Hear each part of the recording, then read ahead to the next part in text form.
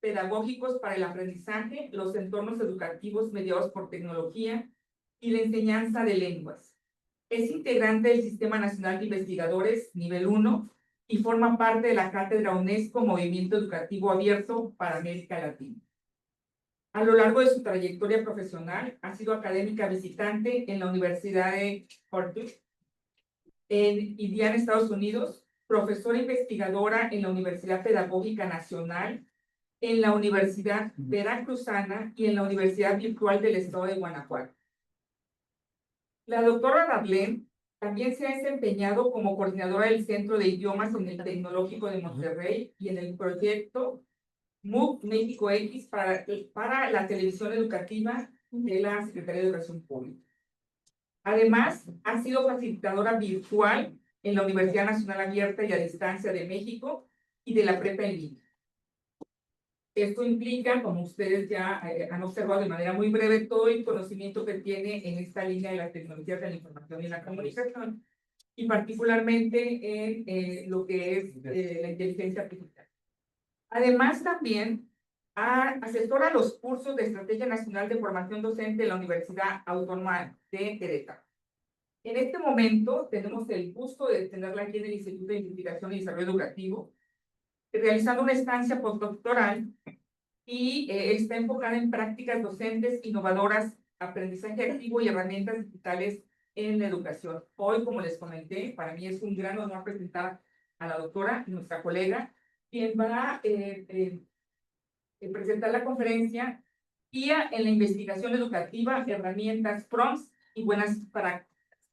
Pues bienvenida, es un gusto tenerte aquí y te cedo el uso de la voz. Muchas gracias. Gracias. Pues yo creo que rompemos el esquema de una causa de bienvenida.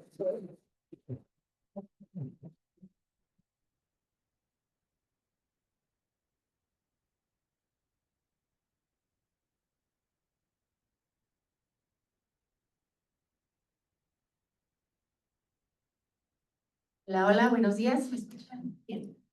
Gracias, pues muchas gracias, doctora Maricela, por esta bienvenida.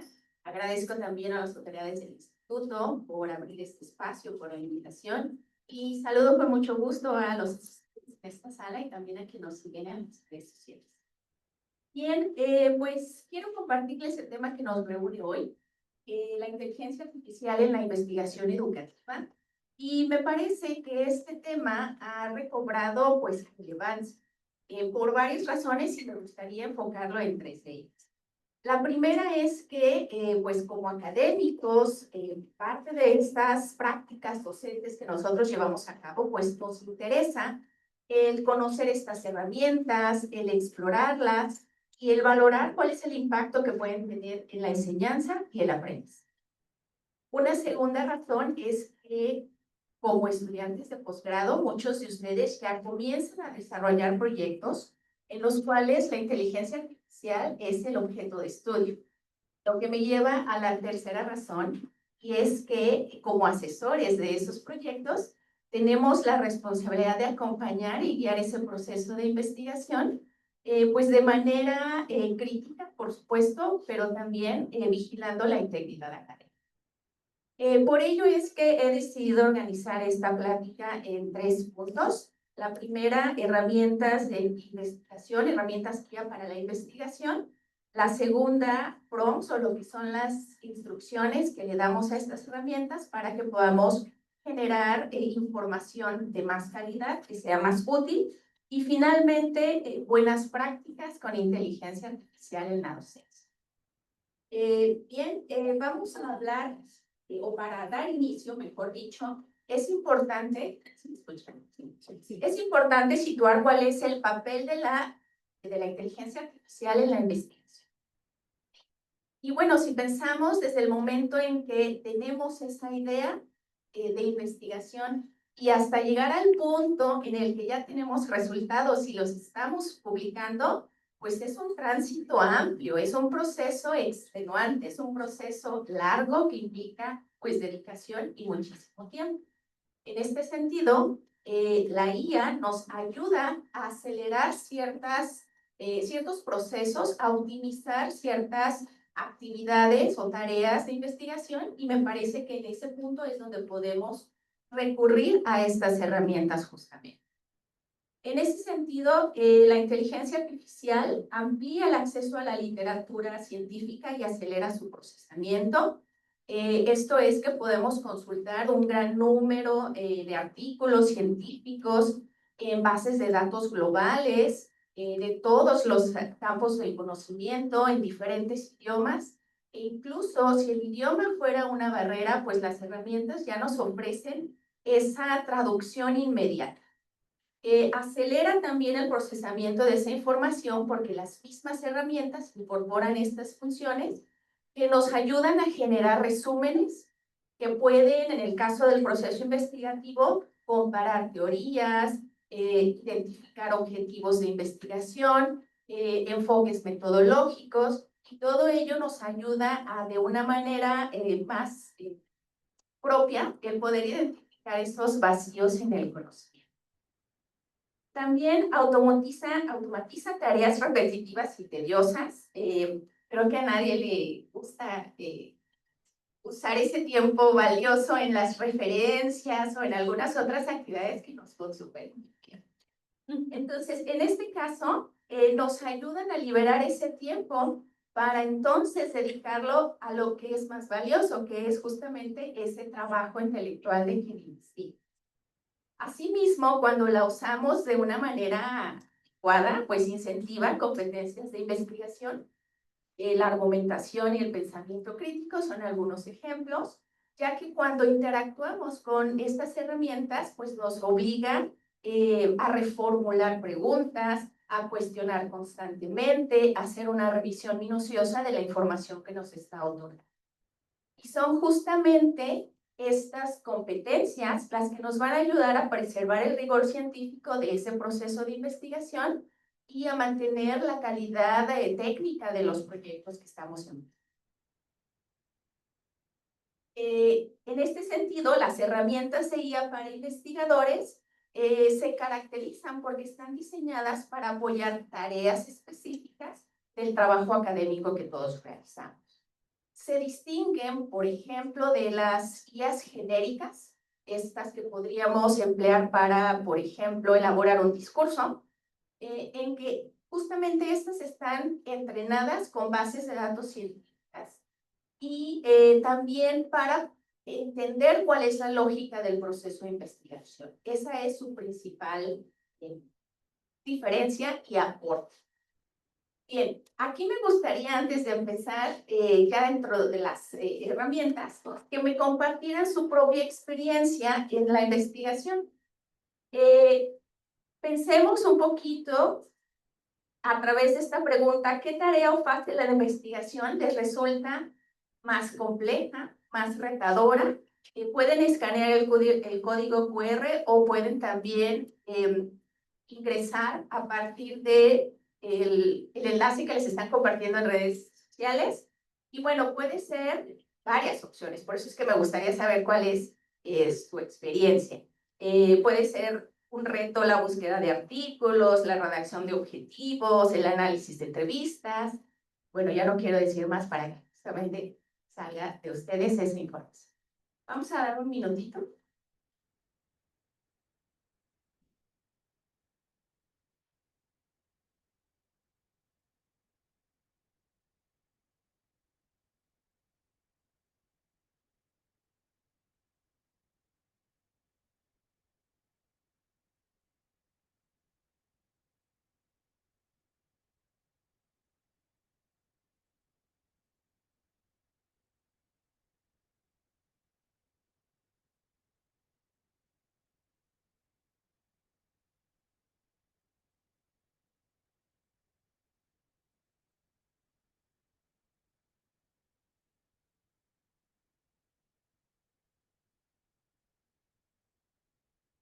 Bien, aquí ya tenemos algunos aportes, la discusión.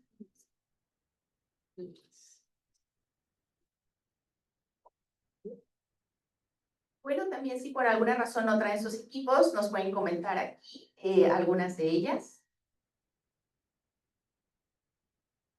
La redacción de objetivos. Claro, la redacción de objetivos, por supuesto. ¿Alguien más busca hacer alguna aportación? Aquí tenemos el micrófono. A mí me salió, espera que cambie de que hicieron bien, pero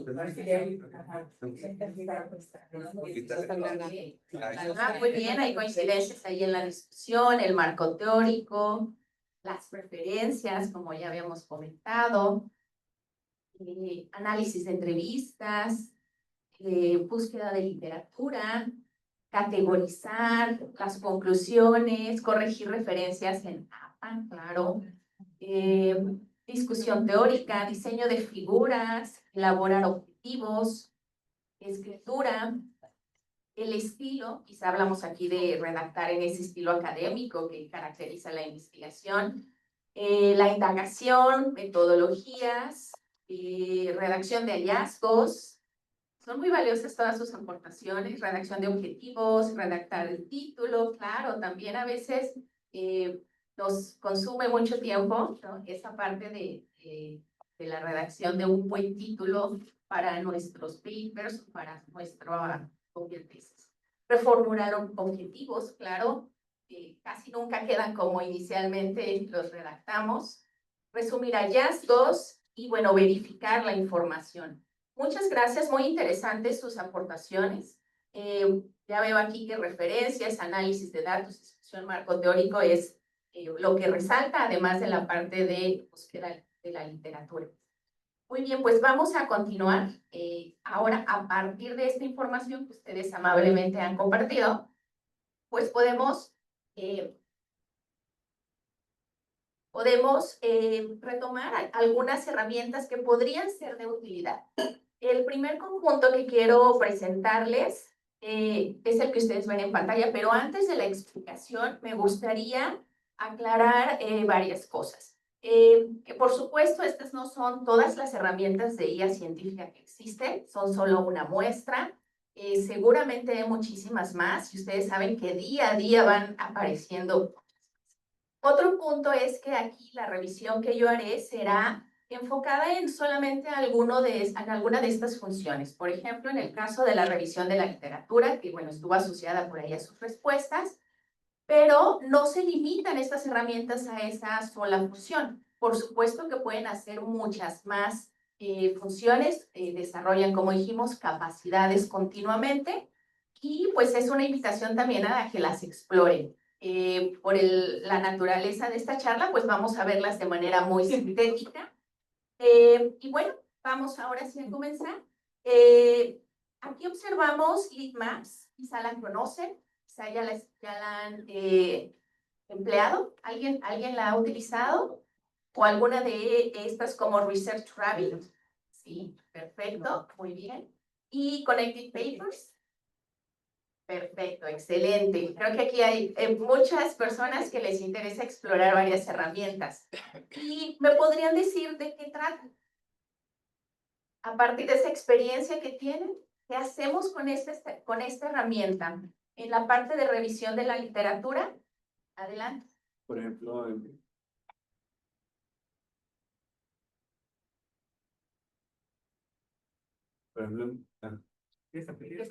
hola. En mi caso lo utilizo para ir a la fuente, digamos, me interesó un artículo y empezó a ver como cuál es la raíz de este artículo, ¿no? ¿En qué estudios se está basando? ¿Cuáles son los más citados? O por ejemplo, ¿en qué teorías se están basando, ¿no? Porque se muestran como ramificaciones. Excelente, muchas gracias. Justamente, como nos dice aquí el compañero, estas herramientas son de descubrimiento y visualización de literatura científica. Lo que nos permite es justamente, como bien menciona, el poder identificar autores clave, quizá aquellos que detonaron la investigación de ese campo que nos interesa. También podemos organizar esta información en base, con base en una estructura cronológica, ¿sí? Ver qué se publicó primero, qué vino después, lo cual nos va a ayudar mucho, pues, justamente estructurar esa revisión. Podemos también incluso, si somos curiosos y ya hicimos algún artículo en ese tema, podemos también ver dónde está y qué ha detonado nuestro propio artículo, estudios nuevos, y bueno, ver cómo se vinculan. Pues ya dijimos, estudios por tiempo o estudios por redes, vinculando esos autores. Voy a mostrarles aquí rápidamente para no ocupar mucho tiempo.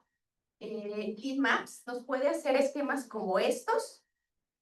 Ustedes aquí ven, bueno, el tema no es quizá de la investigación educativa, pero nos sirve como ejemplo. Podemos ver el origen, ¿sí? Acá en esta esquina, que es lo que detonó ese estudio, y vemos cómo ha ido evolucionando en diferentes disciplinas. Podemos también separarlo para ver qué se haya hecho, digamos, en lo más reciente o hacia dónde va. Entonces, esto nos ayuda mucho, o más bien de una forma ágil, a poder identificar esos vacíos del conocimiento y que podamos, cuando emprendemos una investigación, pues enfocarla de tal manera que podamos hacer una contribución muy significativa a ese campo, que es justamente pues lo que buscamos con nuestras investigaciones. No que sean repetitivos, o a veces encontramos temas que nos dicen es que ya está demasiado estudiado, necesitas encontrar otra forma de abonar al nuevo conocimiento, y creo que aquí esta herramienta, al menos de forma rápida, nos puede ayudar en esa tarea.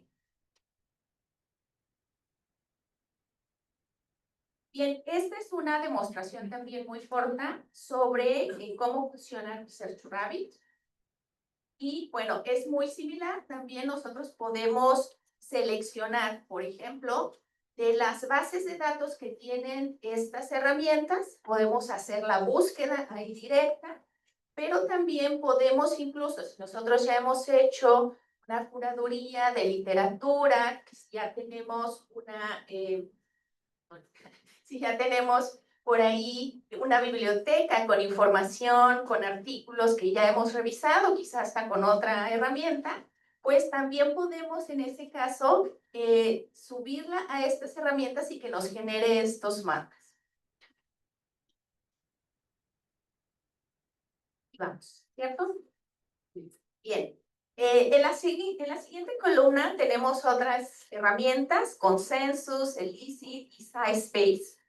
Y bueno, además de esta revisión de literatura, lo que hacen es que nos ofrecen la posibilidad en esas mismas plataformas de hacer una lectura crítica, ¿sí? Es decir, podemos nuevamente identificar artículos o cargar nuestros artículos, y podemos, a partir de cada archivo, generar resúmenes nuevamente en donde extraigamos información específica que nos interesa, la población en la que se ha hecho un estudio, o cuáles fueron los resultados que obtuvieron, y esto lo podemos incluso incorporar en cuadernos que vamos alimentando con esos datos, y de esa manera pues también ir integrando esta revisión de literatura. Aquí también me gustaría compartir sobre SciSpace. En SciSpace, antes de mostrárselos, quiero compartirles que, bueno, estas herramientas, como lo dije antes, pues son evolutivas, siguen avanzando y nos sorprenden mucho. En el caso de SciSpace, ha agregado diferentes componentes con un agente de IA, y, por ejemplo, ya puede realizar acciones más avanzadas, como es el caso de generar una revisión de literatura siguiendo el protocolo PRISMA, y que le pidamos en qué base de datos debe localizar esos artículos que pueden integrar nuestra revisión. Me parece que ese es un buen ejemplo de cómo podría agilizar nuestro trabajo, nuevamente insistiendo en que no vamos a sustituir nuestro trabajo intelectual, el que, bueno, quizá aquí en el video que les voy a mostrar se va a ver muy rápido y en 15 minutos podemos tener una revisión en Prisma. No va a ser así, por supuesto. Hay que cuidar la calidad de la información que nosotros pues le damos a la herramienta para que justamente nos dé información de calidad. Pero son muy buenos avances. Aquí se los muestro.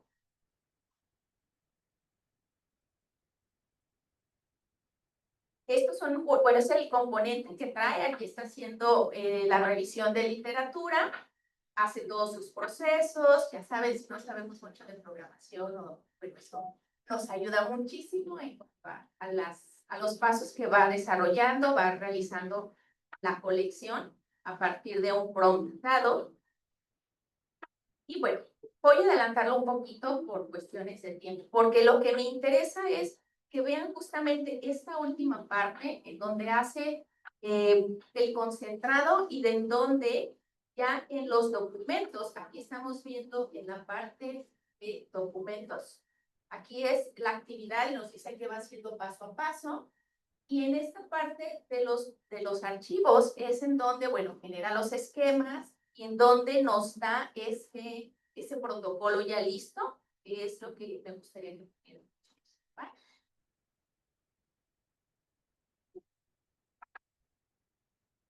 Justamente en este punto, ya hizo todo el concentrado, ya nos da un primer filtro, ¿sí? Y una primera estructura, pero por supuesto pues hay que pulirla y hay que revisarla y hay que darle el toque propio de cada uno de nosotros.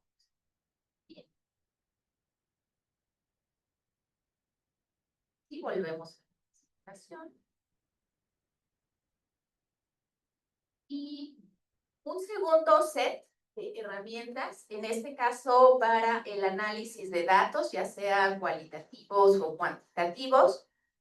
Bueno, estas herramientas complementan muy bien las que seguramente ustedes conocen, Max ODA, En Vivo, Atlas, SPSS, que ya incorporan también inteligencia artificial. Sin embargo, bueno, hablando de estas otras, tenemos a Julius, que es muy popular, y bueno, nos ayuda en el análisis de ambos tipos de datos. Por ejemplo, para los cualitativos puede sugerir códigos o temas emergentes a partir de las transcripciones de entrevistas que nosotros le proporcionemos. Por supuesto, ahí está el trabajo nuestro, el extraer esos textos relevantes para entonces poder hacer ese procesamiento inicial, ese análisis inicial. Es un primer filtro, como mencioné, nos va a hacer sugerencias, pero por supuesto no sustituye el trabajo de interpretación que nosotros debemos abonar para tener resultados realmente pertinentes. Y en el caso de análisis cuantitativo, también genera visualizaciones. Aquí es donde creo que es un poquito más avanzado. Interpreta patrones, sugiere análisis estadísticos, ayuda a seleccionar técnicas según el tipo de variable. Y bueno, les puedo mostrar aquí algunos de los gráficos que puede de manera rápida arrojar. Claro, no son los únicos, es una muestra. Aquí, como les digo, la invitación es a que puedan explorarlas con sus propias bases de datos, experimentar qué tipo de análisis podrían hacer o sería el mejor de acuerdo a los datos, de acuerdo a sus objetivos y pues explorar. Como les digo, nada está dicho realmente, pero son herramientas que sí contribuyen a ayudarnos o nos ayudan a eficientar ese tiempo para liberar el tiempo y enfocarlo en las actividades más propias, más propias humanas, como es la interpretación, la reflexión, la argumentación. Bien. Vamos al siguiente. Aquí, por ejemplo, Cloud, ChatGPT y ChatCSB no son típicamente IAs de investigación, pero con un buen entrenamiento y con los prompts adecuados, nuevamente insisto en que nos pueden ayudar en pues, el análisis de los datos, en la creación también de algunos gráficos. Por supuesto, La diferencia con estas herramientas, Julius, por ejemplo, a Claudio, ChatGPT, es que si no tienen un entrenamiento, pues van a buscar información de todos los lugares. Y cuando nosotros proporcionamos a una IA científica nuestros propios datos, nuestras propias bases ya limpias, ya curadas, pues la información se va a centrar en lo que nosotros hemos proporcionado. Entonces se vuelve ahí pues auténtico el conocimiento que nosotros estamos generando y mantiene pues ese aspecto de integridad académica que nos interesa mucho siempre mantener. Bien, vamos a continuar. Un tercer conjunto es para la estructura académica. También aquí, me imagino que muchísimos tienen la experiencia de escribir un artículo y creo que puede venir a su mente rápidamente qué retos implica eso. Y si los quieren compartir, sería muy bueno. ¿En qué tiempo escribir un paper? Claro, si no las usamos adecuadamente, lo puedo escribir en unos minutos, pero ese no es el propósito, claro. Seguramente semanas, meses. Cuando está listo, no estamos seguros si lo volvemos a revisar muchas veces más. Sí. Y bueno, siempre es perfectible y nunca estamos como satisfechos. Y entonces aquí dos herramientas que nos pueden ayudar para mejorar la estructura académica son Paperpole y Jenny. Claro, también hay muchísimas más. Creo que también de este tipo hay muchas que nos prometen muchas bondades. Pero bueno, Paperpole, a diferencia de un corrector ortográfico, no son eso, son plataformas avanzadas que realmente nos revisan la gramática, que nos pueden corregir el estilo, que nos pueden sugerir que algo no está siendo coherente, ¿sí? O que tenemos alguna debilidad en algún argumento. Entonces, ahí es donde radica el potencial de estas herramientas. También como están entrenadas para comprender la estructura, por ejemplo, de un artículo científico, pues nos pueden también orientar sobre la estructura. Podemos también, si ya identificamos en qué revista queremos hacer una publicación, podemos tomar las características, los criterios, todos estos criterios editoriales que nos guían sobre cómo vamos a redactarlo, ¿no? Hasta cómo van las referencias, porque saben, tenemos estos diferentes estilos o tradiciones y bueno, nos ayuda justamente a identificar o ya a precargar estas estructuras y agilizar nuestro trabajo. A veces no sabemos cómo comenzar, a veces tenemos solamente el título y bueno, estos nos pueden ayudar, como dije, a estructurar nuestras ideas de mejor forma. Y bueno, no es solo eso lo que hacen, como les dije, incluyen diferentes funciones, pueden hacer gráficos, pueden hacer también la parte de identificar lo que no está del todo claro, si nos falta, por ejemplo, profundizar en las conclusiones. Y bueno, son opciones que creo que nos vienen muy bien y que nuevamente la invitación es a explorar y a que podamos ver qué resultados nos dan. ¿Alguien ha utilizado algunas de estas? Ok, bueno, entonces, pues ahí hay algo diferente. Y bien, pues vamos ahora que hemos visto esta revisión de herramientas y creo que pues es claro el potencial que tienen. Sin embargo, también es importante el considerar la responsabilidad con la que debemos emplear estas herramientas.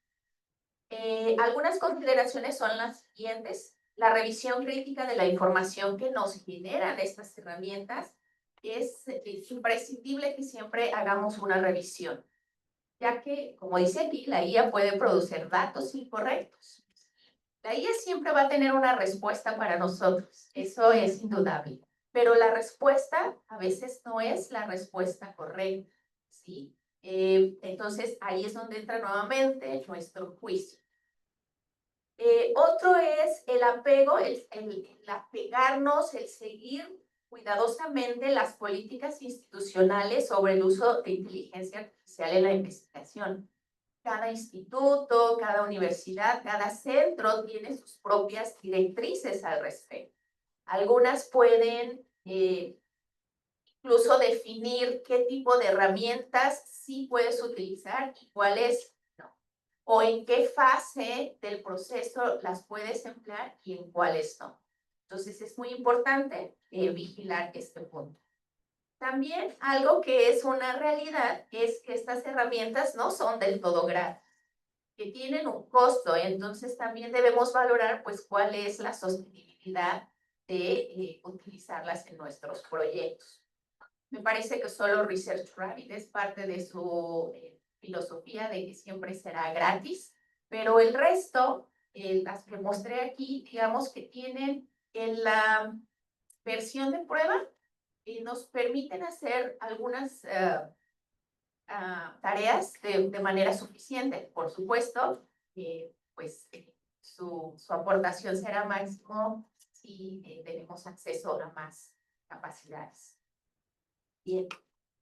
También la protección de datos personales y derechos de autor es imprescindible, el poder cuidar, el vigilar, el no compartir información sensible, justo tal cual lo hacemos pues con nuestros participantes en las investigaciones, anonimizando la información, cuidando esa integridad. Entonces, bueno, en el caso de las herramientas es todavía mucho más, especialmente cuando estamos utilizando estas versiones de prueba, ya que pues ahí el precio es el compartir datos. Entonces, cuidemos qué datos estamos compartiendo.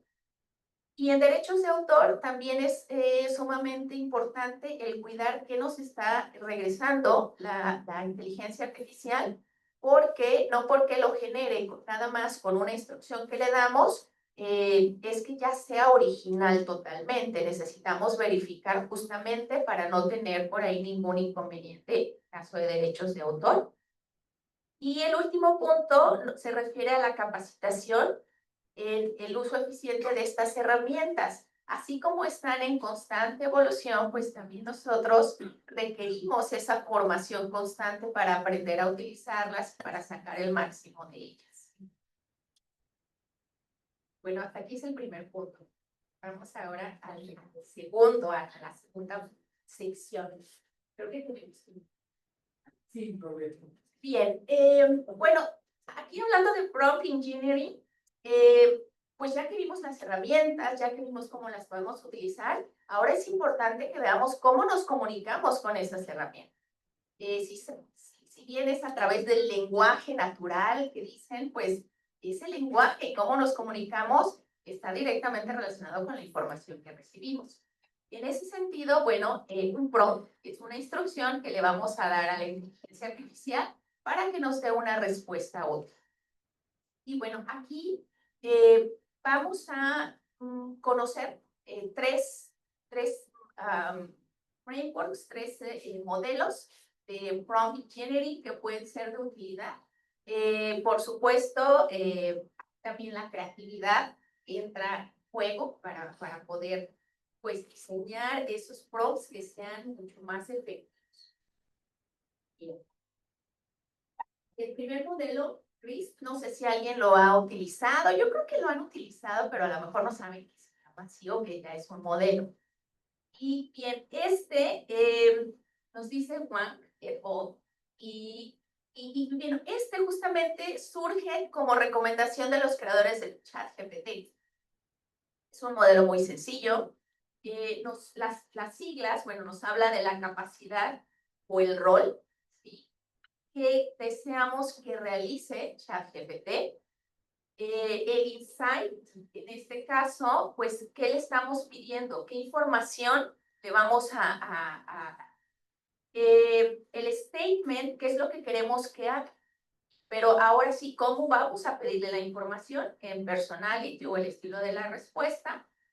Y la última, que es el experimentar, el explorar qué opciones existen. A veces le podemos decir que nos dé una comparativa, que lo presente a lo mejor de una forma o de otra, cuáles podrían ser los caminos para analizar cierto tipo de datos. Entonces le pedimos opciones.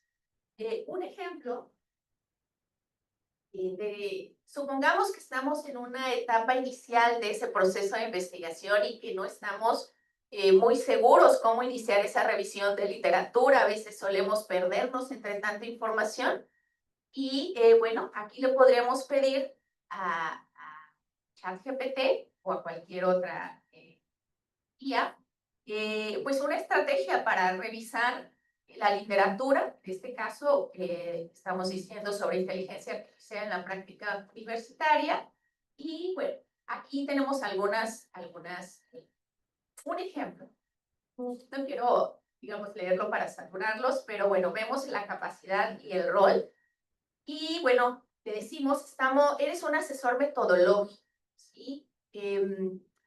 Especialista en investigación educativa y le pedimos qué hacer. Nos va a orientar sobre cómo realizar esa revisión de literatura del curso. Le damos los temas, por supuesto, que nos interesan.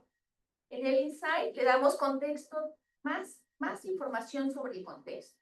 Aquí decimos que estamos en una etapa inicial y que queremos adoptar una perspectiva crítica sobre la pedagogía que se vincula a esta práctica docente universitaria con inteligencia artificial. Y lo que queremos es saber cómo estructurar el proceso, qué debo hacer primero, ¿sí? O cómo puedo organizar mejor la información que voy a ir descubriendo. En el statement, que ya es la instrucción, pues le decimos que nos proporcione esa estrategia detallada. Aquí, bueno, podemos decir, incluye sugerencias, cómo voy a hacer una búsqueda sistemática. Si a lo mejor no tenemos información sobre bases de datos científicas, pues ahí nos puede sugerir algunas o le podemos pedir algunas de ellas. Los criterios de inclusión, de exclusión, podemos hablar aquí de idioma, podemos hablar de disciplinas, podemos hablar de la temporalidad. ¿Cómo podemos abordar esta revisión?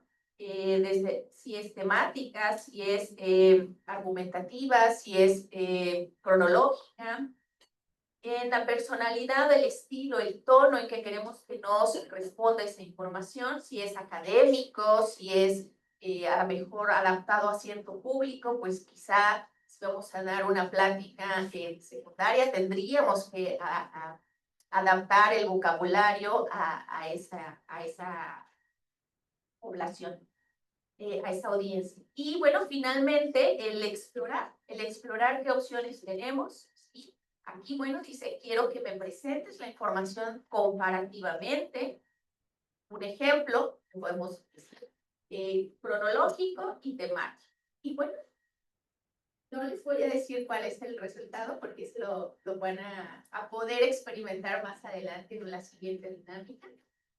El segundo modelo es PEER. Creo que este es el que es muy sonado, quizá lo han utilizado, quizá ya lo hayan escuchado. Y aquí, bueno, lo que nos dice es no tanto la estructura, sino las características de ese prompt. Y aquí nos dice, pues hay que ser conciso, hay que ser lógicos, que sea explícito, adaptativo y reflexivo. Y bueno, eso parece como muy fácil, pero ya en la práctica a veces requiere un poquito de esfuerzo mental. Y entonces, bueno, ¿cómo se vería ese ejemplo?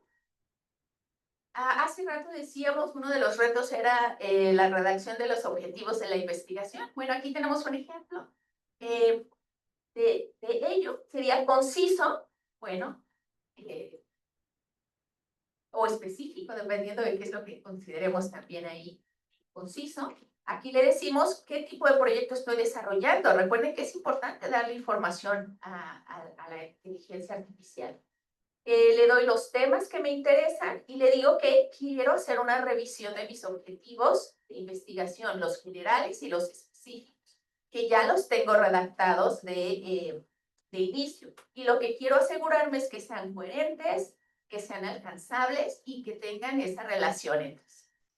lógico, pues bueno, vamos a pedirle aquí que analice cada uno de los objetivos de forma breve, porque a veces también la inteligencia artificial nos puede generar mucha información que realmente no es la que necesitamos. Entonces le decimos que sea máximo 100 palabras por objetivo, párrafito, y nos dice que nos proporcione alguna versión mejorada si acaso hay una inconsistencia. Aquí también lo que, por ejemplo, yo hago cuando la inteligencia es como noble, ¿no? Y entonces nos da como siempre más, aunque a lo mejor eso no es lo que necesitamos. Y entonces cambia automáticamente la información, ¿no? Sin que se lo pidamos, en las cuestiones de redacción especialmente. Entonces, en el tercer punto, además de esta información, por ejemplo, aquí le puedo decir el rol, y de esta petición que le estoy haciendo de revisar metodológicamente los objetivos y su viabilidad, en esa propuesta que me pueda hacer, le pido que no los cambie, que solamente me explique el criterio por el cual sugiere que yo haga esos cambios. Y ahí es donde nuevamente el trabajo de quien investiga es el valorar si esa sugerencia es buena, si sirve al trabajo, o si la desechamos y continuamos por el camino que habíamos definido inicialmente. Asimismo, debe ser adaptativo, por ejemplo, a la audiencia. Aquí, si mis objetivos van a ser revisados por mi comité de tesis, entonces, bueno, le puedo dar esa información para que tenga suficientes datos y desde ese criterio pueda más críticamente darme sugerencias, ¿sí? Nos dice aquí, es un comité académico que valora la congruencia entre el planteamiento del problema, el marco teórico y los objetivos. Y bueno, finalmente reflexivo, es decir, que sea relevante, que lo podamos adaptar, que podamos mejorarlo, todos son, por supuesto, mejorables. Es que esa revisión de mis objetivos quiero que esté alineada con el tipo de investigación exploratoria. Y bueno, nuevamente, vamos a dejar en suspenso. Ya casi acabamos. El tercer modelo de prompt, que es AI prompt. Y bueno, pues es lo mismo en cuanto a buscar la mejor manera de recuperar información que sea realmente útil. Aquí tenemos articular la instrucción. Vamos a explicar que queremos, nuevamente, la claridad es un aspecto clave. Indicar qué elementos le vamos a poner al prompt, ¿sí? Qué datos le vamos a dar de inicio y cómo quiero que me dé esa información, es decir, los datos de entrada y los datos de salida. También nos dice proporcionar señales de cierre del contexto. Este es un poco más avanzado, me los digo, por eso está como muy extenso. Y bueno, ¿cómo vamos a esperar esa respuesta? ¿Sí? Vamos a incluso dar mayores detalles del rol. Vamos a refinar las instrucciones, haciéndolas más específicas, evitando también quizá esas respuestas obvias que tiende a otorgar la inteligencia artificial. Lo podemos controlar a partir de estos prompts. Le damos también, le ofrecemos retroalimentación o ejemplos, es decir, quiero que la información de salida tenga este formato, aquí está un ejemplo, y de esta manera tiene ese patrón y puede imitar. Manejar la interacción, ¿sí? Aquí, bueno, es un poco, dice, pues tratarlo como un compañero de discusión. Bueno, hay quien es muy cercano a sus herramientas de inteligencia artificial, hay quien pues es más neutro, realmente no le tenemos que tomar cariño, pero no pasa nada, sí, incluso le ponen un nombre, no pasa nada. Está sirviendo para que lo entrenen. Y bueno, el rastrear, fíjense cómo este modelo va un poquito más allá, nos dice, rastrea la longitud del texto. Y esto es útil porque ustedes saben que las versiones de prueba, o bueno, no nada más que la prueba también, ya tenemos como alguna suscripción, pues tenemos un número de toques o de intentos de extracción. Y aquí esta opción nos puede decir, bueno, si ya llegaste al límite, no lo dejes a la mitad, ¿no? Sino inicia otro y vamos como retomando el proceso en diferentes etapas. Entonces también podemos medir qué tanto tenemos de tokens para poder realizar. Y bueno, un ejemplo sería el análisis de entrevistas, ¿sí? Y bueno, ¿cuál sería el prompt? Sería articular la instrucción. Aquí le decimos que vamos a hacer un análisis cualitativo temático, que le vamos a proporcionar las transcripciones de las entrevistas, ¿sí? Porque cuando no somos precisos empieza a generar información automáticamente sin reparo. Y le pedimos que identifique temas recurrentes y que nos dé una respuesta siguiendo una lógica intuitiva. Los elementos que le vamos a dar es que cada transcripción corresponde a una entrevista individual y lo que queremos es que trabaje una a la vez. Y después que compare entre los participantes. Aquí la ventaja de trabajar una a la vez es que, bueno, pues es más minucioso el análisis que se hace 10 al mismo tiempo. Proporcionar señales de cierre y contexto. Y bueno, decimos, eres un analista cualitativo que estás colaborando en esta investigación, es decir, es nuestro compañero, como ya dijimos, y tu tarea es analizar los textos desde una perspectiva descriptiva, interpretativa, para identificar temas emergentes y cómo queremos que al final resuman los hallazgos. Claro que refinamos, ¿sí? Mejoramos esos prompts, le decimos aquí que evite la ambigüedad, ¿sí? Que no invente contenido, ¿sí? Que no generalice porque es muy creativa. Entonces necesitamos siempre centrarla en lo que queremos para que no alucine justamente y no cometa errores. Entonces, por ejemplo, aquí le decimos, no utilices lenguaje técnico innecesario, no transformes las citas. ¿Sí? También hay que decirle que no debe de hacer, ¿sí? No asumas contextos que no se te hayan dado explícitamente y el análisis debe centrarse únicamente en la transcripción que recibirás, ¿sí? Aquí yo he tenido experiencias con la inteligencia haciendo pruebas. Por ejemplo, necesito una cita para fundamentar tal idea, ¿no? Y entonces me da, por supuesto, en el formato que yo le pida, un artículo que suena fantástico. Y entonces cuando le pido el link, voy a revisarlo y resulta que no existe. Y entonces, nuevamente, le digo, ese no existe, ¿cuál es la fuente? Y nunca se queda sin respuesta, ¿verdad? Entonces, me vuelve a dar una información, pero ahora ese link me lleva a otro título de otro autor que no tiene nada que ver. ¿Sí? Entonces, es justamente ahí donde decimos que alucina, que comete errores, que va a recuperar la información que entienda y que encuentre.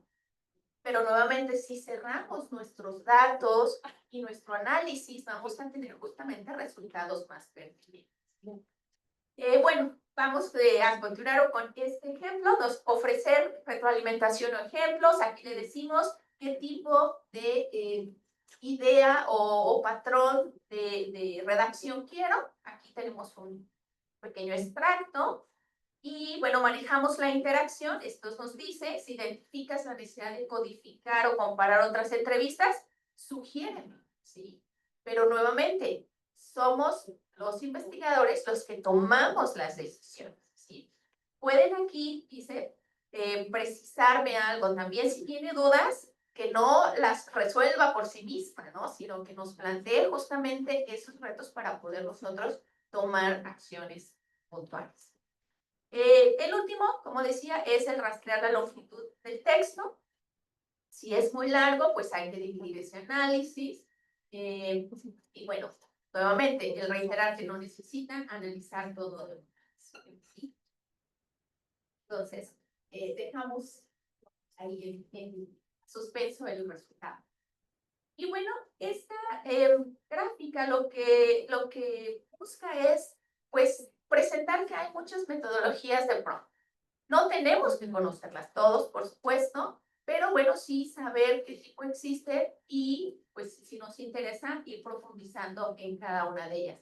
Como les decía al inicio de esta sección, muy probablemente ya las utilizan de cierta forma, ¿sí? Entonces, bueno, podemos tratar desde las más sencillas, en donde damos una instrucción muy sencilla y la información va a ser muy sencilla, muy general. O podemos tener una cadena de pensamiento, como estos modelos nos han sugerido. Podemos agregar un rol o no podemos agregarlo, también es decisión de ustedes. Podemos también pedirle que genere los prompts automáticamente y nosotros mejorarlo a partir de ahí cuando no tenemos a lo mejor una idea muy clara. Y bueno, de esta manera tenemos varios. Entonces, aquí es nada más informativo por si gustan explorarlo, también las referencias lo pueden encontrar. Y bueno, ahora sí, yo creo que estaban esperando este momento. Prueben los prompts, comparten y comenten sus resultados. Yo creo que por tiempo no vamos a tener ya el suficiente, pero la invitación es a que puedan, si así lo desean, ingresar a este Padlet. Van a encontrar los frameworks y los ejemplos que vimos aquí. Y bueno, la invitación es a que ustedes, si así lo desean, puedan tomarlos, modificarlos, aplicarlos con sus temas y si así lo desean también pueden compartir brevemente cuál fue el resultado y su opinión, si les fue útil, o no, y tienen a lo mejor otra metodología. Aquí la intención es compartir el conocimiento y creo que todos podemos abonar mucho al respecto. Y vamos en tiempo 5 minutos. Perfectamente, usted prosiga sin problema. Gracias. Buenas prácticas con inteligencia artificial.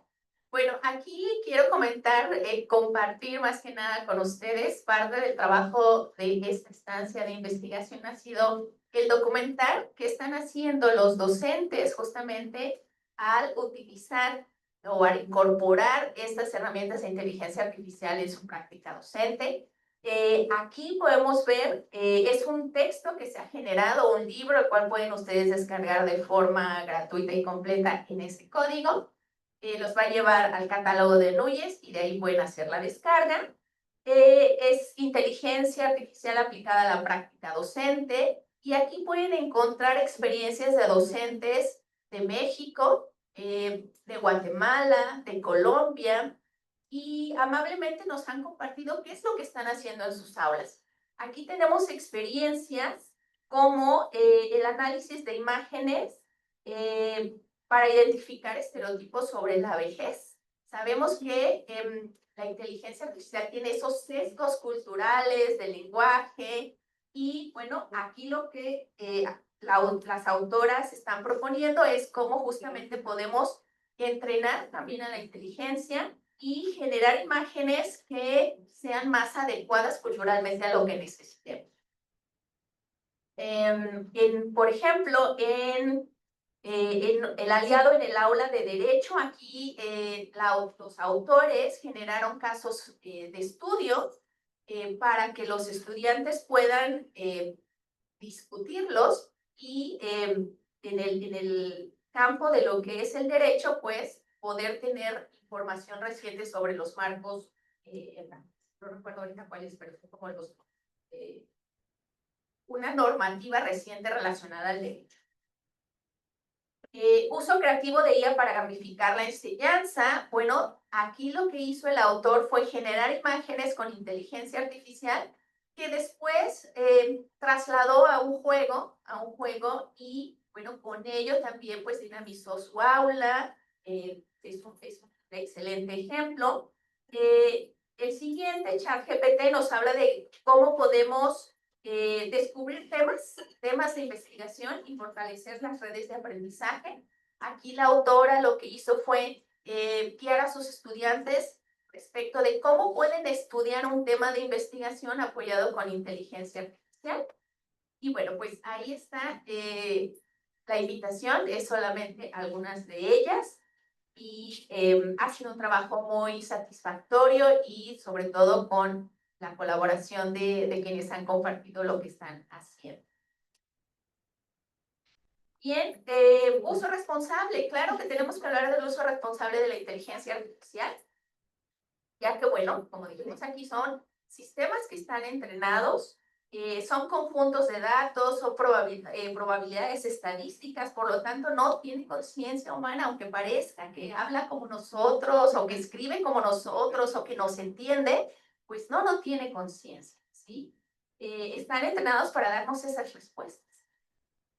La IA generativa tiene sesgos y puede cometer errores que afecten el trabajo de investigación. Dijimos, en el caso de los estereotipos, es un buen ejemplo. La IA está diseñada para generar lo que es más probable, de manera extensa, incluso si no hay suficiente información real que la respalde, que es como lo que les mencionaba hace un momento, la creación que hace de referencias que no existen, por ejemplo, pero como les digo, siempre tiene una respuesta para nosotros. La privacidad de los datos y la ética, pues es un aspecto que todavía está consolidándose, por lo tanto requiere normativas que garanticen el uso transparente de esas herramientas de la inteligencia artificial en todos los campos. Y bueno, la investigación educativa no está exenta. Aquí, por ejemplo, en el caso de las políticas de la APA, pues es muy claro. Nos dice que sí podemos usar la inteligencia artificial, pero hay que pues declarar su uso en la sección de métodos y hay que citar. Debemos decir cómo, cuándo y en qué medidas se utilizó. También un punto importante es que la IA no puede ser nombrada coautora, ¿no? La autoría está reservada para las personas, entonces no la podemos utilizar de esa manera. Y también que los autores somos los responsables de verificar esa información, ¿sí? Cada fuente, cada cita. Entonces, bueno, pues aquí está la apertura a que sí la podemos utilizar, pero pues responsablemente siguiendo estas normas. Y bueno, ahora sí ya cierro con estas ideas finales. La IA en la investigación educativa es una herramienta de apoyo y nos va a ayudar a eficientar el trabajo investigativo y podemos utilizarla con integridad académica. El valor de la investigación reside en el trabajo analítico y en el juicio que nosotros aportamos a este proceso y no solo en la herramienta. Muchas gracias y si tienen alguna pregunta o algún comentario, con mucho gusto. Gracias.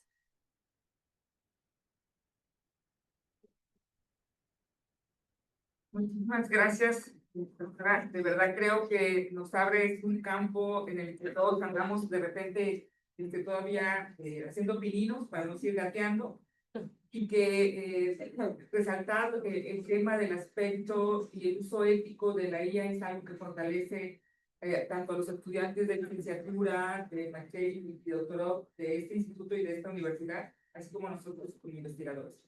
Pues abierta la sesión de preguntas, ¿quién dice yo? ¿Quién se anima porque digo, creo que todos somos inexpertos en este proceso de uso de la inteligencia artificial, comparándonos con el conocimiento que acaba de plantear la doctora? ¿Alguna duda que tengamos por ahí? Doctor, sí, o experiencia, pues. Pues sí me escuchan, ¿no? No, pero para que se quede grabado. Ok, Y así, ok, con sí, permiso. al público en línea. Bueno, en principio agradecer la charla, muy interesante lo que nos compartiste el día de hoy. Y yo quisiera hacer una pregunta que tiene que ver con una duda y un temor que yo tengo y que es una razón por la que yo no he utilizado ese tipo de herramientas. Y es que hay ese tipo de plataformas que verifican si un trabajo se hizo con inteligencia artificial. Entonces, lo que se ha comentado, o por lo menos lo que yo he escuchado, es que luego uno mete su trabajo ahí para corregir el estilo o para revisar alguna cosa y que posteriormente eso te puede arrojar como que se generó con inteligencia artificial y puede ser algún motivo de rechazo por una publicación o para algún tipo de postulación. Entonces, ¿qué nos podrías comentar al respecto? Gracias, doctor. Sí, gracias por la pregunta. Sí, es una preocupación auténtica. El que nosotros compartamos esa información, ese artículo, podemos de cierta manera, hasta cierto punto quiero decir, en las inteligencias el poder cerrar que los datos solamente se queden hacia nosotros. Entonces ahí nos dan como un candado de que no se vaya por ahí o vuelvan a tomar como que ya está plagiado. Y también para, digamos, contrarrestar esa parte, pues existen justamente los programas, los IAs, que ya detectan justamente si hay plagio, ¿sí? Entonces creo que todavía estamos como en esa parte de hasta dónde permiten ciertas secciones en las que se puede, digamos, así como usamos el software actualmente, es el nombre. Turnitin. Ajá, exacto, funcionan más o menos de esa manera, sí, pero ahora la revisión se hace con pues estos sistemas mediados por ella. Entonces, creo que es algo que va a ir aclarándose poco a poco, pero sí podemos, digamos, vencer ese temor a partir de la apertura que tienen, por ejemplo, los journals, ¿sí? Que son quienes te van a dar ahí el veredicto y decir que pudo haber sido o qué sección se identificó. Por ejemplo, sucede mucho en la parte de las referencias porque las generamos automáticamente y es una forma en la que creo que poco a poco podemos ir venciendo esos temores conforme se vayan explicitando más cuáles son las normativas o los criterios que tenemos que hacer. Gracias. Muchísimas gracias. ¿Alguna otra pregunta? ¿Alguien más se anima? Muy bien, doctora.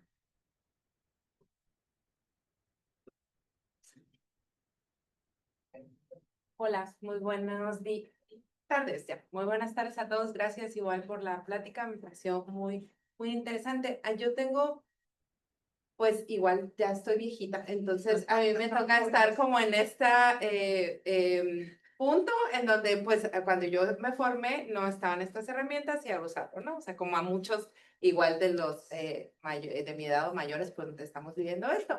Pero en 2 o 3 ocasiones tú mencionabas pues como el trabajo de mayor relevancia del investigador va en el análisis, en esta reflexión que puedes hacer, en esta discusión con la misma teoría.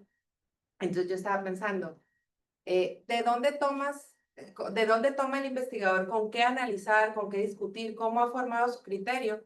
Pues con la lectura, ¿no? De las referencias. Entonces, ¿qué va a pasar cuando las nuevas generaciones de investigadores nunca han leído un artículo completo? Si solamente están, o sea, se van a quedar leyendo los resúmenes que les hace el aparato. A mí, por ejemplo, lo que decías al principio, estas tareas tediosas, a mí sí me gusta hacer eso, de buscar la información a la antigüita, o sea, es como que te vas enamorando de tu tema de estudio desde ese momento, igual pues formaciones distintas o tradicionales, podemos decirlo. ¿Qué piensas al respecto? O sea, ¿cómo podemos, o sea, obviamente no vamos a detener esta revolución, estoy de acuerdo, hay que subirnos al tren y demás, pero ¿cómo le hacemos para contagiar a las nuevas generaciones de que, pues, ok, te da una luz, pero te tienes que regresar y leer completo, en mi opinión, ¿no? Pero no sé tú qué opinas al respecto. Gracias. Sí, gracias por la pregunta. También comparto lo que comentas. De que también lo hice al antiguo. Sí, exactamente. Sí, estas herramientas hubieran sido muy útiles cuando yo estaba haciendo el doctorado. Sí, claro. Y es una pregunta muy interesante porque creo que esa parte del trabajo, de formación, pues es lo que hacemos nosotros, ¿no? Es la formación que puede otorgar un asesor, un director de trabajo, ese acompañamiento. Creo que ahí es donde puede contagiar, como mencionas, ese interés en las nuevas generaciones por realmente involucrarse en el tema.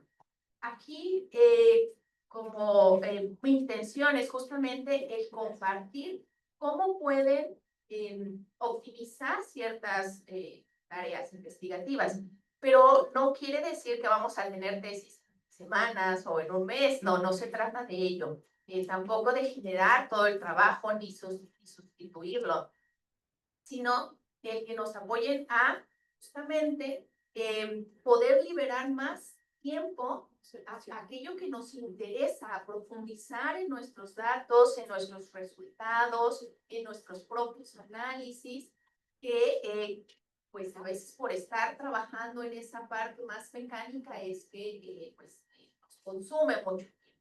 Sí, pero creo que va a ser muy interesante saber que no tengo una respuesta de cómo le vamos a hacer porque pues esto es reciente todavía, ¿sí?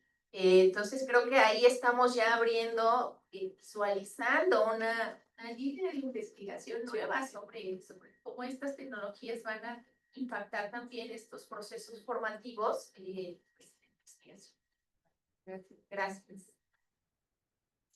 Muchísimas gracias. La doctora Graciela Pordio y ahorita me regreso contigo. Gracias. Gracias por la presentación. Mira, yo encuentro una constante cuando hablamos de la inteligencia artificial en la investigación o la docencia.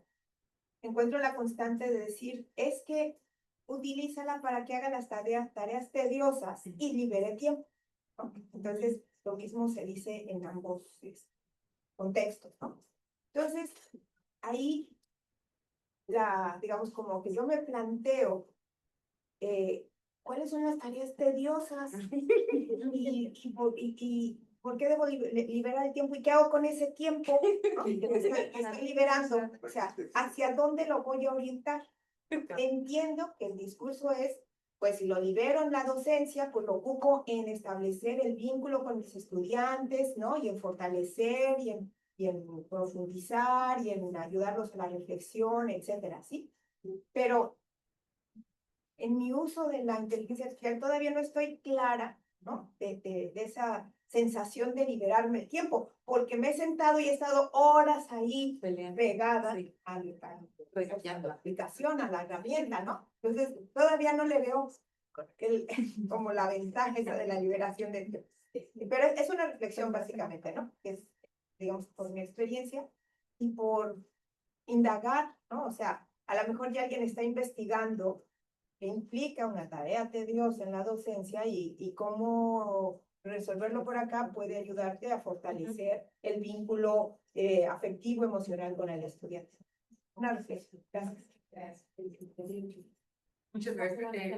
Una pregunta nomás, Andrea. Bueno, igual es como comentario y complementando mis comentarios de los participantes.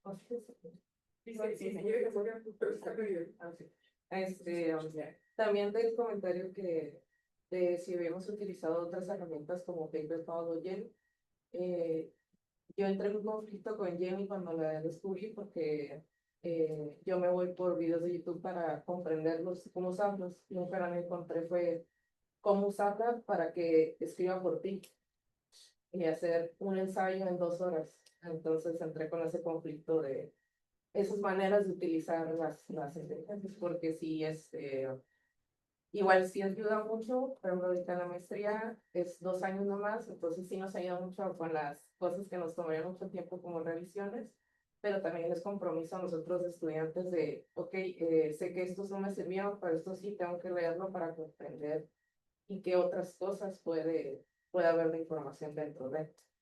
Entonces, es saber cómo utilizar la herramienta y también todos estamos aprendiendo ahorita en esto. Todos estamos conociéndolo y más que nada es cómo vamos a llegar a este punto de manera ética y realmente una herramienta y no un atajo a las cosas. Así es, muchas gracias por esa experiencia. Y sí, justamente respecto a también la participación anterior, en efecto, de que podemos hacer un artículo en unas horas es posible, pero es justamente ahí donde nuestro criterio, nuestra formación, nuestra ética nos va a llevar a hacer lo que consideramos correcto. Y en el caso del proceso de investigación sí tenemos pues ese gran compromiso, pero también no podemos, digamos, dejar de ver que viene esta incursión, ¿no?, desmedida, que necesitamos estar preparados para también poder manejarla. Entonces, sí hay muchos retos. Yo creo que aquí el faro, pues, es la propia ética, la formación que recibimos y el contacto humano, ¿no? No sustituir, sino realmente el disfrutar el proceso de investigación, es por sí mismo una formación súper integral. Muchas gracias. Sí, muchísimas gracias. Hay una pregunta más por alguien que está de manera virtual. Sergio Rubio Pizorno dice, gracias por la conferencia. ¿Alguna recomendación y referencias para estudiar e informarse sobre los sesgos de la IA y cómo trabajar la IA para sortear estos sesgos y estereotipos? Justo cierra muy bien la pregunta con todo lo que se ha comentado. Gracias. Sí, los sesgos es un punto que todavía está trabajándose. En efecto, el entrenamiento que las inteligencias ahorita tienen, pues están, digamos, dominadas por el lenguaje preponderante o por, digamos, estos criterios culturales parciales. Entonces, sí es importante que también nosotros, hay iniciativas en las cuales podemos empezar a entrenar a la inteligencia artificial utilizando lenguas indígenas, utilizando información que le pueda dar contexto sobre otras culturas, pero es un trabajo en proceso. Con mucho gusto podemos, si me contacta, buscar alguna herramienta que nos ayude. Una experiencia, como ya la mencioné, que está en el texto que les compartí, que es sobre estereotipos sobre la vejez. Ahí de primera fuente podría ser y podemos encontrar algunos recursos en sus referencias. Muchísimas gracias. Con eso cerramos. Si Ana va a hacer un comentario, doctora, si nos ayudan poniendo su correo electrónico en la última. Perfecto, para que en cualquier caso pueda ser invitada a que pueda darles pláticas a sus estudiantes y también a colaborar en proyectos y todo lo que tiene relacionado con esta área. Yo quisiera nada más hacer una reflexión. En mi experiencia en el ámbito editorial, cuando un investigador somete un libro a la revisión de la corrección de estilo, también no hay una manera de redactar totalmente algo que uno escribe de una forma y que termina redactado de otra. Y al final, en las páginas legales de los libros, dice edición por tal. Pero en mi experiencia me ha tocado ver que esa edición es una reedición completa y reajuste de un texto. Entonces yo creo que uno de los de las cosas más importantes que la doctora comenta y que todos tenemos en mente es no olvidar que nuestros principios éticos son los que nos rigen y el uso que le demos a cualquier tipo de herramienta, cualquier tipo de herramienta es lo que a nosotros nos va a distinguir, ¿no? Entonces la inteligencia artificial, y yo no soy experta, pero sí trabajo temas de valores y éticos en el uso de la información, creo que es el uso correcto. Es cómo vamos a citar y qué vamos a estar dispuestos a permitir que la IA nos ayude a hacer. Y es fundamental. Imagínense cuando el editor decía, es que Marisela, le rehice el libro. Él es el autor y yo aparezco como editor. Pues de una u otra manera, ya había ejemplos de que nos ayudaban a redactar, pero no lo hacía un software, lo hacía una persona. Y creo que todavía tenía más valor el hacerlo la persona. Entonces, que no desprendernos nuestros principios éticos, creo que es lo fundamental para el uso de cualquier herramienta. Así que agradecemos muchísimo su presencia a nombre de la Coordinación de Investigación y Posgrado del Instituto de Investigación y Desarrollo Educativo de la Universidad Autónoma de Baja California. Pues muchísimas gracias por su presencia. Hasta luego. Gracias. Gracias de verdad por llegar. Sí.